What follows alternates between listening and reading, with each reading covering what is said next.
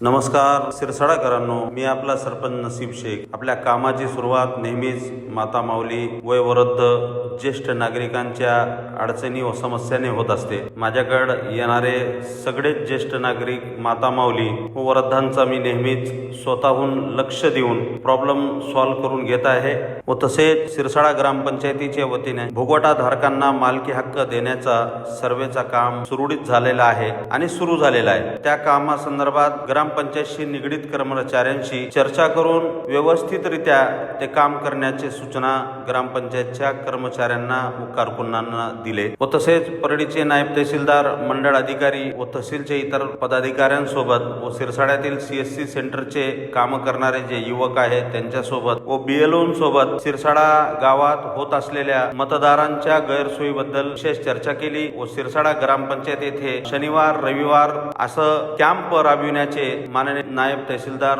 व तमाम अधिकाऱ्यांसोबत बैठकीत ठरले. व तसेच परळी पंचायत समिती येथे कर्तव्यदक्ष गट अधिकारी राज्यवर्धन भोसले साहेबांची भेट घेतली व सिरसाडा ग्रामपंचायत विषयी त्यांच्याशी चर्चा केली व अनेक विषय माननीय साहेबांनी ग्रामपंचायतच्या वतीनं आणि ग्रामपंचायतचे जे काही प्रश्न असतील ते मार्ग लावण्याचं माननीय साहेबांनी आज काम केले. त्यांचे विशेष आभार. व तसेच रविवार सकाळी 11 वाजता माननीय जिल्हाधिकारी साहेब, SP साहेब व CO साहेबांच्या उपस्थितीत ग्लोबल विकास ट्रस्टनं केलेल्या तलावाच्या लोकार्पण सोहळ्याच्या तयारीचा आढावा अनुसाया मंगल कार्यालय येथे जाऊन घेतलेला आहे. आपल्या तमाम सिरसाडाकरांना आव्हान आहे की आपण सर्वांनी या कार्यक्रमात आवर्जून उपस्थित राहावे, जेणेकरून आपल्याला सिरसाड्यांचे सर्वच प्रश्न मार्गी लावण्यात मदत होईल. सिरसाडा शहरातील तमाम मायबाप जनतेला एवढंच सांगतो की आपण येणाऱ्या काळात सिरसाडा शहराला हरित सिरसाडा, पाणीदार सिरसाडा, प्रगतशील सिरसाडा करूया. तुमच्या सगळ्याच्या आशीर्वादानं नक्कीच सिरसाडा हे प्रगतीकडे जात आहे, प्रगतीकडे वाटचाल करत आहे. एवढंच सांगतो, थांबतो. धन्यवाद. जय हिंद, जय महाराष्ट्र. खुदा हाफिज.